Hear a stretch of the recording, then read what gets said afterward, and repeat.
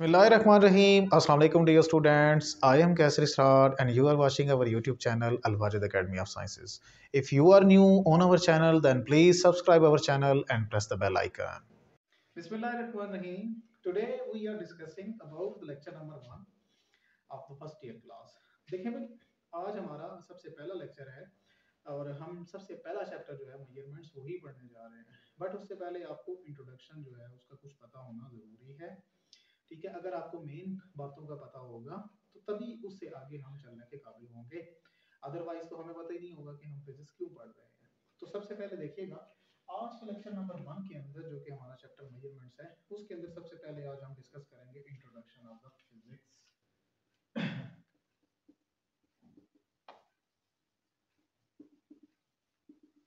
तो सबसे पहली जो टर्म है इंट्रोडक्शन के अंदर उससे भी पहले कुछ बातों का पता होना जरूरी है। गौर से सुनिएगा, हम ये कहते हैं कि जो साइंस होती है वो क्या है। साइंस पहले ये जो वर्ड था ये साइंस बेसिकली एक लातीनी जुबान का लफ्ज था साइंटिया, वहां से निकाला गया था। ठीक है, साइंस जो है वो बेसिकली मैंने अभी आपको बताया साइंस एक लातीनी जुबान का लफ्ज था साइंटिया।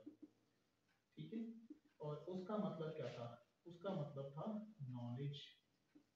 नॉलेज, तो मुझे ये बात समझ आ गई कि साइंस जो है वो बेसिकली नॉलेज देता है हमें किसके बारे में?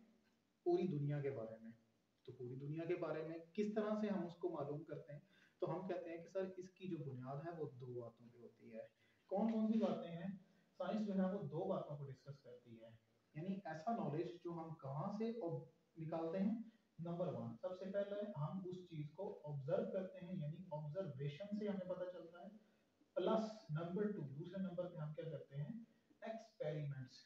एक्सपेरिमेंट्स, ठीक है। तो नॉलेज हमें ये दो तरह से मिला है, एक ऑब्जर्वेशन और एक एक्सपेरिमेंट्स। अब ऑब्जर्वेशन में बहुत सारी चीजें आ सकती हैं। फॉर एग्जांपल आप ये देखते हैं कि जी मौसम जो है वो तब्दील होते हैं। ठीक है, ये ऑब्जर्वेशन है आपकी। आप ये देखते हैं कि सूरज जो है वो मशरिक से तुलू होता है और मगरब के अंदर गुरूब हो जाता है, ये आपकी ऑब्जर्वेशन है। उसके अलावा आप बहुत सारी चीज़ों को देखते हैं, आपकी ऑब्जर्वेशन ये भी है कि जो शहरी इलाके होते हैं वहाँ पे धुआं जो है वो बहुत ज़्यादा होता है ट्रैफिक की वजह से, तो वहाँ पे गर्मी ज़्यादा हो जाती है बनिस्बत जो देहाती इलाके होते हैं उनके।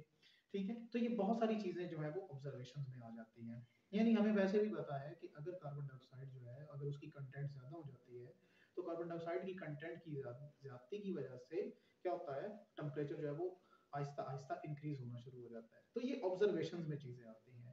नंबर 2, दूसरे नंबर पे एक्सपेरिमेंट्स। यहाँ पे हम एक छोटी सी मिसाल को उठाएंगे और आपको समझा देंगे कि एक्सपेरिमेंट्स किस तरह का हो सकता है। चूने का जो पत्थर है उसके बारे में हर कोई जानता है। ठीक है, फॉर एग्जांपल आपने एक चूने का पत्थर लिया है और आपने उसको पानी में डाल दिया है, तो हमें पता है कि चूने जो पत्थर होता है उसको कहते हैं कैल्शियम कार्बोनेट, CaCO3। जैसे ही आप उसको क्या करेंगे, पानी में डाल देंगे, तो पानी में डालते ही क्या होगा, थोड़ी देर के बाद वो आहिस्ता आहिस्ता पानी जो है वो उबलना शुरू हो जाता है। ऐसे लगता है कि जैसे उसको हीट अप किया जा रहा है, हालांकि ऐसा नहीं है, हीट अप किया नहीं जाता, हीट अप वो खुद होना शुरू हो जाता है और उसके बाद फिर वो व्हाइट कलर का हो जाता है और अगर उसको छुएं तो वो गर्म महसूस होता है। ऐसा क्यों होता है? ऐसा इसलिए है कि जैसे ही हम उसको क्या करते हैं, वाटर के अंदर डाल देते हैं, तो डालने पर ये क्या बनाता है, ये बनाता है कैल्शियम ऑक्साइड प्लस उसके साथ साथ कार्बन डाइऑक्साइड, जो कि इसमें से रिलीज होना शुरू हो जाती है आहिस्ता आहिस्ता। जैसे ही कार्बन डाइऑक्साइड रिलीज होती है तो एग्जिट होती है, इसलिए इस तरह का जो रिएक्शन है वो कहलाता है एक्सोथर्मिक। एक्सोथर्मिक, तो एक्सोथर्मिक रिएक्शन जिसके अंदर हीट एग्जिट होती है उसको बोला जाता है। एक्सोथर्मिक रिएक्शन के दौरान हीट जो है वो रिलीज हो जाती है और हमें ऐसा महसूस होता है कि जैसे वो किसी ने गर्म किया हो। तो ये हमारी क्या है, ये हमारी एक्सपेरिमेंट है। तो अब हमें पता चल गया कि जो साइंस है वो दरअसल ऑब्जर्वेशंस और एक्सपेरिमेंट्स इन दोनों के नतीजे में जो नॉलेज हमें दे रही है वो साइंस देती है। तो हम इस साइंस को डिफाइन कैसे करेंगे? हम कहेंगे the knowledge which is gained through observations and experiments, या फिर कहेंगे एक्सपेरिमेंटेशन। ठीक, the knowledge which is gained through observation and experiments is called science. तो ये तो साइंस हो गया। और इससे पहले भी हमें एक पता होनी चाहिए। देखिए पहले 18 सेंचुरी तक ये सोचा जाता था कि एक नेचुरल फिलोसफी बनाई गई थी और उस नेचुरल फिलोसफी में क्या किया जाता था, जितना भी नॉलेज होता था, चाहे वो लिविंग ऑर्गेनिज्म से रिलेटेड था चाहे वो नॉन लिविंग ऑर्गेनिज्म से रिलेटेड था, उन सारे के सारे नॉलेज को इकट्ठा कर लिया गया था और सारे नॉलेज को इकट्ठा करके एक फिलोसफी बनाई गई थी जिसे नेचुरल फिलोसफी कहा जाता था। तो देता हूँ चलो।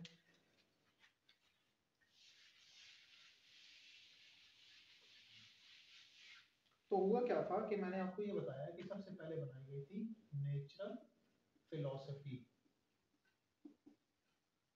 नेचुरल फिलोसफी बाद में ये किया गया कि साइंटिस्ट ने ये सोचना शुरू कर दिया कि ऐसा नहीं होना चाहिए, कि हम क्या कर रहे हैं, जितने भी लिविंग और नॉन लिविंग दोनों के और दोनों तरह के ऑर्गेनिजम्स हैं उनको इकट्ठा कर दिए। तो उन्होंने ये कहा कि नहीं भाई, इस फिलॉसफी को तोड़ा जाए और तोड़ने के बाद लिविंग ऑर्गेनिजम्स को अलग से स्टडी किया जाए और नॉन लिविंग जो ऑर्गेनिजम्स हैं उनको अलग से स्टडी किया जाए। इस तरह उन्होंने इसको दो हिस्सों में बांट दिया। और किस तरह बांटा, उन्होंने कुछ बना दी ऐसी चीजें जो कि लिविंग ऑर्गेनिजम्स थे, लाइक करती थी। तो उनके जितना भी नॉलेज था उस सारे के सारे नॉलेज को अलग कर दिया गया और उसको नाम दिया गया बायोलॉजिकल साइंसेस। Biological sciences. और इसी तरह जो जिसके अंदर हम नॉन लिविंग ऑर्गेनिजम्स को स्टडी करते थे उसको नाम दिया गया फिजिकल साइंसेस का। ठीक, फिजिकल साइंसेस। फिर मजीद क्या किया गया, फिजिकल साइंसेस जो थी इनको भी तोड़ा गया। इनको तोड़कर क्या क्या बनाया गया, इनको तोड़कर उन्होंने तकरीबन 5 सब्जेक्ट्स बना दिए। किस किस के अंदर इन्होंने कन्वर्ट किया, देखिए भाई, इसलिए इन्होंने कन्वर्ट कर दिया इसको फिजिक्स के अंदर। फिजिक्स के बाद इन्होंने केमिस्ट्री के अंदर उसको तोड़ दिया। केमिस्ट्री के अंदर तोड़ने के बाद इन्होंने इसको एस्ट्रोनॉमी के अंदर तोड़ दिया। ठीक है, उर्दू में अगर बोलूँ तो फिर इस तरह से होता है कि देखिए भाई, उन्होंने फिजिक्स बनाई है, केमिस्ट्री बनाई है। एक होता है इल्म तबकातुल अर्ज़, यानी ज़मीन के मुख्तलिफ हिस्सों के बारे में जो डिस्कशन होती है। फिर ठीक है, उसके बाद मौसमियात जो थी उसके अंदर लाई करती थी, मतलब मौसम का हाल बताते थे। और एक इल्म नजूम था, यानी जो सितारों का हाल वगैरह होता है, इस तरह की जो चीज़ें होती हैं, एक बाकायदा एक साइंस होती है जिसको पढ़ाया जाता है। तो फिर इन चीज़ों के अंदर उसको बांट दिया गया। तो हमें समझ आ गई कि जो फिजिकल साइंसेस थी वो जो 5 कैटेगरीज बनी है उनमें फिजिक्स लाई करती है। तो अब हम इंट्रोडक्शन फिजिक्स का कर सकते हैं कि फिजिक्स क्या है। हम फिजिक्स को यूं भी बोल सकते हैं, physics is the branch of science. बिल्कुल दुरुस्त है, इसमें कोई गलत नहीं है। दूसरे नंबर पे अगर मैं फिजिक्स को यूं डिफाइन कर देता हूं, मतलब यहां पे मैं लिख देता हूं फिजिक्स। तो फिजिक्स को अगर मैं डिफाइन कर देता हूं कि physics is basically the branch of physical sciences, तो फिर भी दुरुस्त है, दोनों तरीके वैलिड है। तो फिजिक्स में हम डिस्कस किस चीज को करते हैं भाई, फिजिक्स में हम टोटल दो चीजों को डिस्कस करते हैं। नंबर वन, किस किस को, नंबर वन पहले हम डिस्कस करते हैं मैटर को, मैटर। और नंबर टू, दूसरे नंबर पे हम डिस्कस करते हैं एनर्जी को। और फिर इनका आपस में क्या इंटरेक्शन होता है, क्या रिलेशन होता है, इस चीज को डिस्कस करते हैं। तो फिजिक्स की डेफिनेशन क्या बनी, हम कहेंगे the branch of physical sciences, या बोलेंगे द ब्रांच ऑफ साइंस, दोनों बातें दुरुस्त है। हम कहेंगे physics is basically the branch of physical sciences in which we deal with the study of matter, energy and their mutual relationship। हम क्या करते हैं, मैटर को डिस्कस करते हैं, एनर्जी को डिस्कस करते हैं, और फिर इनका आपस में क्या ताल्लुक होता है, इन चीजों को डिस्कस करते हैं। अगली बात आती है, सवाल उठता है, सर आप बताएं मैटर क्या होता है, और फिर आता है कि एनर्जी क्या होती है। तो हम मैटर को डिफाइन कर देते हैं। चलिए मैं यहाँ पे लिख देता हूँ मैटर। मैटर, देखिए भाई, मैटर बहुत आसान है। मैटर आप पहले से ही छोटी क्लासेस के अंदर डिस्कस कर चुके होते हैं। मैटर हम कहते हैं हर वो चीज जिसका कुछ ना कुछ मैस होता है और जो जगह घेरती है, यानी anything which occupies space and have mass is called matter. तो क्या मतलब है कि हर वो चीज जिसका कुछ ना कुछ मैस है जो जगह घेरे। फॉर एग्जांपल, आपकी बॉडी जो है, मैस है आपका, उसके बाद आप जगह भी घेर रहे हैं, इसका मतलब आप भी मैटर में लाई करेंगे। उसके अलावा आपके इर्द गिर्द जितनी चीजें हैं, तक ये बोर्ड मार्कर है भाई, ये भी मैटर में लाई करेगा। क्यों, रीजन क्या है सर, इसका मैस भी मौजूद है, कुछ ना कुछ ग्राउंड में है, और ये जगह भी घेरता है, तो इसका मतलब ये मैटर में लाई करेगा। उसके अलावा ये बोर्ड है, ठीक है, उसके अलावा चेयर है, पेंसिल है, एनीथिंग जिसका मैस भी है, जो जगह घेरती है, वो मैटर में लाई करती है।